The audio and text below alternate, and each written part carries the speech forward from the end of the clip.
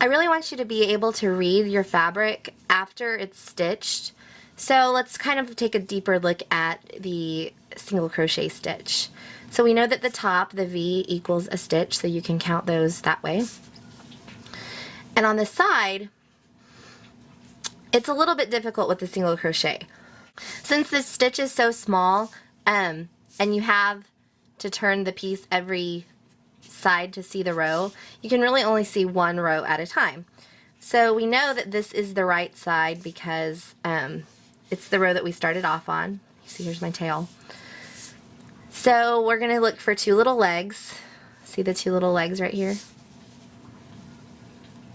1, 2, and then this little bar. So these kind of count as the stitch on each row. So you could count each of these little bumps across, and that would be 20 stitches.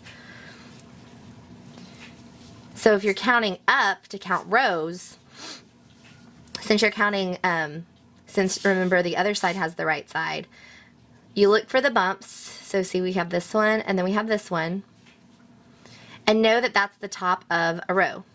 So there's the first row, and then we have one up here, and we know that there's a row in between these two, so this is our third row.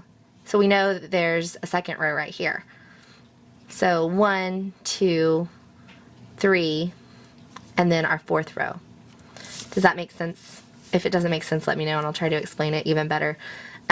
It's really hard to count single crochet rows, but the other stitches are a lot easier to count, so since they take up more room than the single crochet.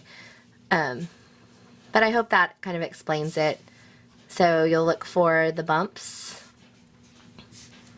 and then in between the bumps, you know there's another row. So the bump equals a row, there's a second row, and then the bump and the legs equals the third row.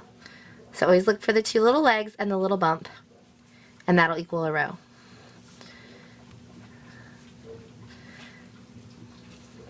And you can kind of see,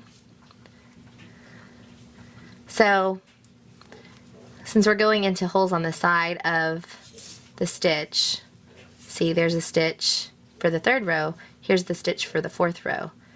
So we have the stitch for the first row, stitch for the third row. If you kind of look to the side, there's the second row right there. So if you kind of go 1, 2, 3, 4, you can kind of count that way too. So I hope that kind of lets you in on how to read the fabric once you get it finished. That's really important in crochet, and I know it's a lot different from knitting, because in knitting there's little, if you're stitching stockinette, there's V's, and you can see the rows that way, but in crochet the V's are on the top, not on the side, so it's a little bit harder to count your rows. But I hope that you're able to kind of read it now, that you know what to look for.